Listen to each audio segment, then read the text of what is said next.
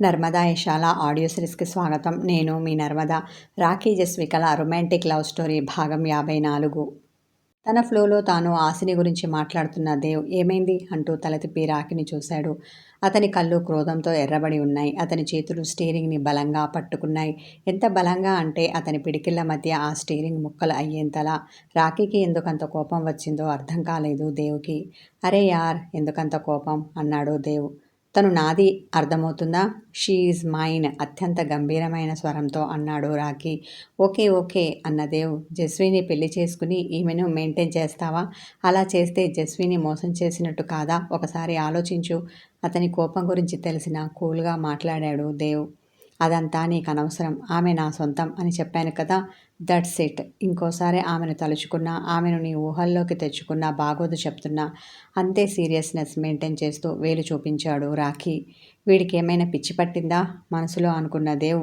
నువ్వు చెప్పావు కదా, ఇక తన జోలికి వెళ్ళను అన్న అతడు రాఖీ కోపాన్ని తగ్గించి వాతావరణాన్ని తేలికపరచడం కోసం పళ్ళన్నీ కనిపించేలా నవ్వాడు. అసహనంతో తల విదిలించిన రాఖీ దొబ్బై అంటూ డోర్ ఓపెన్ చేశాడు. ఒరేయ్, మనం పని మీద వెళ్తున్నాం.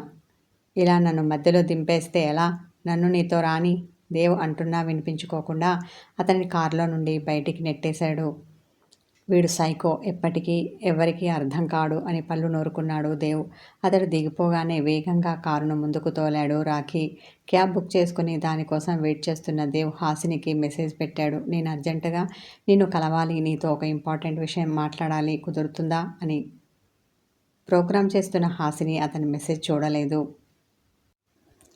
చాలా ఇంపార్టెంట్ మ్యాటర్ నీతో మాట్లాడాలి అని ఓ 1 అవర్ తర్వాత మళ్ళీ మెసేజ్ పెట్టాడు దేవ్.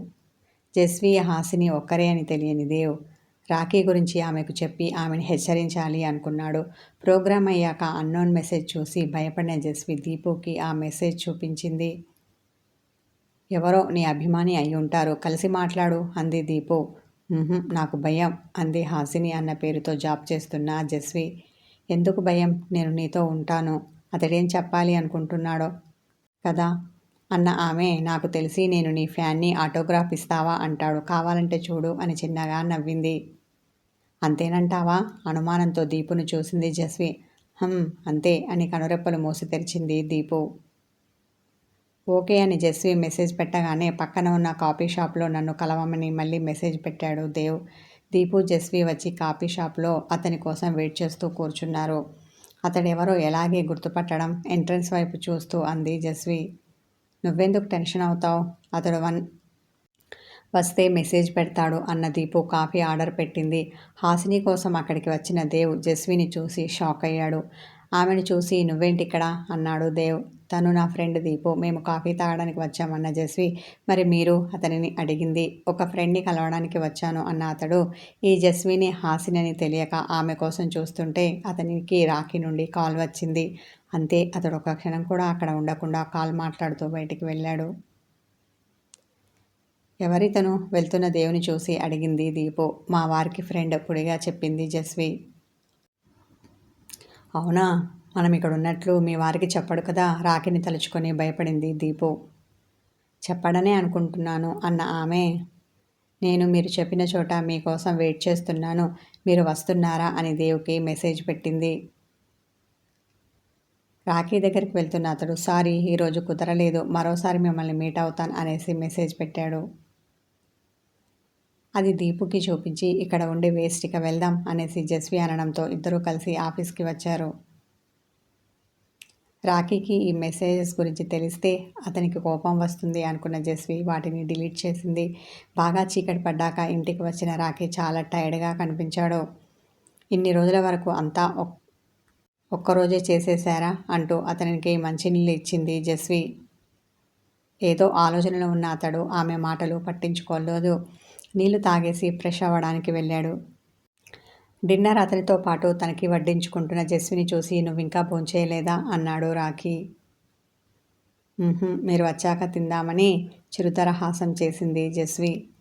అతడు ఒక క్షణం ఆమెను చూసి, ఇక మీదట అలా నా కోసం వెయిట్ చేయకు, బహుశా ఈ వీక్ అంతా నేను లేటుగా రావచ్చు, నువ్వు త్వరగా తినేసి మందులు వేసుకొని పడుకో అంటూ ఆమెకు ఒక ముద్ద తినిపించాడు. ఇలా అయితే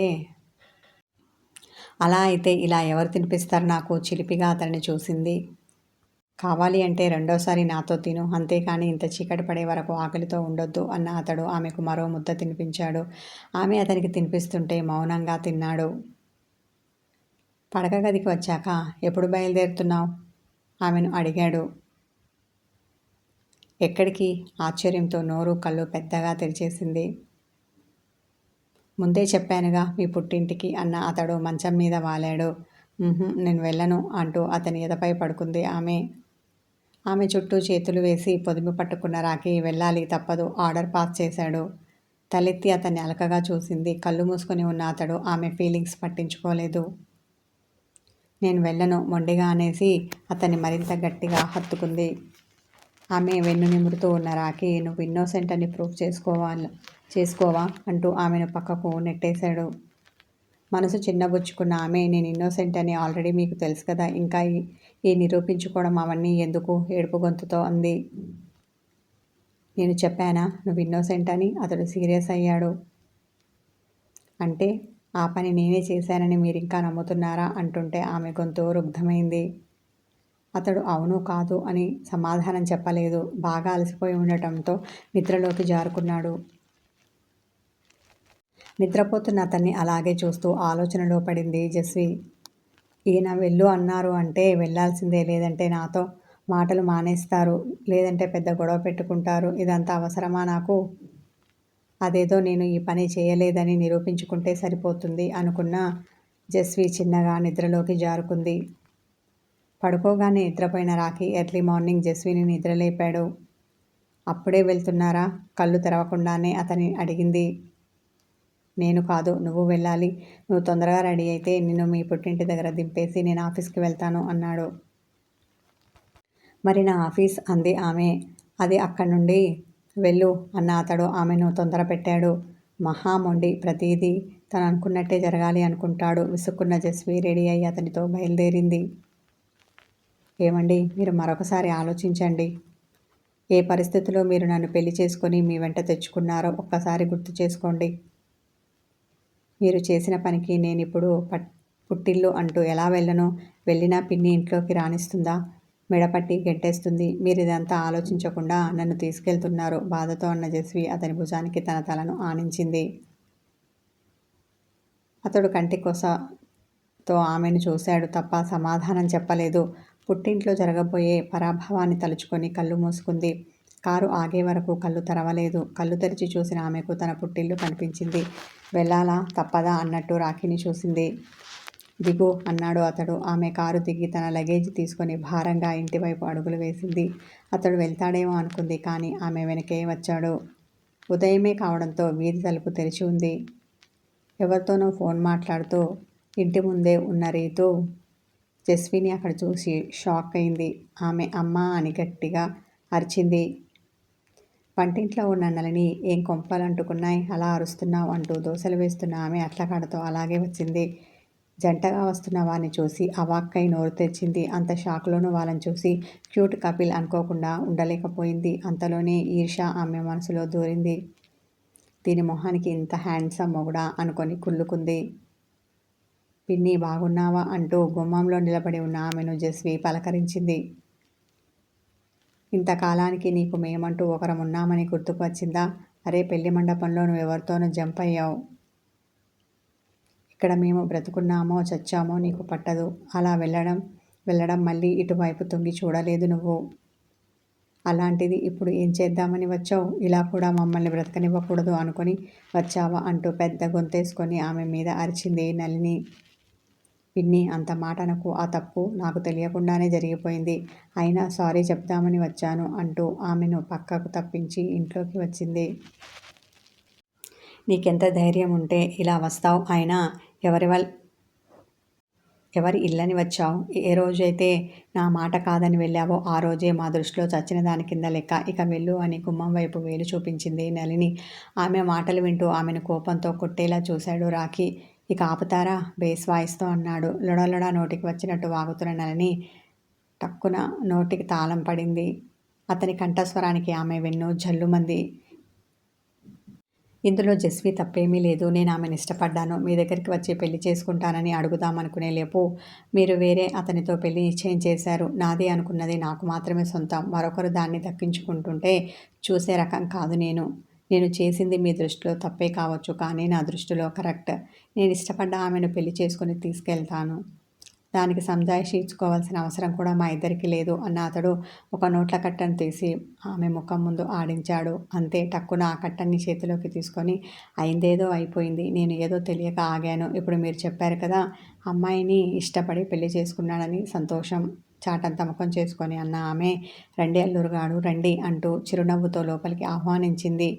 నళిని డబ్బు కట్ట చూడగానే అక్క అంటూ జస్విని హక్ చేసుకుంది రీతు. మనీ ఇంత మాయ చేస్తుందా అనుకొని ఆశ్చర్యపోయింది జస్వి. నా భార్య కొన్ని రోజులు ఇక్కడే ఉంటుంది. తనను మహారాణిలా చూసుకోవాలి. తేడా వచ్చిందో నేను మంచివాడిని కాదు, మిమ్మల్ని చంపి ఇక్కడే పాతేస్తాను అని బెదిరించాడు రాఖీ. మరో నోట్ల కట్టని నళిని చేతిలో పెట్టాడు. అయ్యో అల్లుడు గారు, ఎంత మాట! నా కన్న కూతురిలా కంటికి రెప్పలా జాగ్రత్తగా చూసుకుంటాను. మీరిప్పుడు వెళ్ళి అప్పుడప్పుడు వస్తూ ఉండండి. జస్వి ఎన్ని రోజులు ఉండాలి అనుకుంటే ఇక్కడ అన్ని రోజులు ఉంటుంది. ఇది తన ఇల్లు అని పండ్లన్నీ కనిపించేలా నవ్వింది నళిని.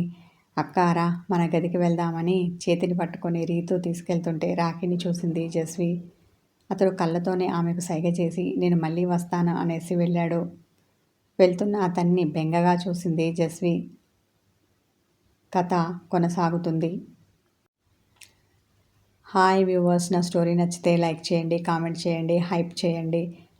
నన్ను ఎంకరేజ్ చేస్తూ నా ఛానల్కి మెంబర్షిప్ తీసుకోండి. Thank you.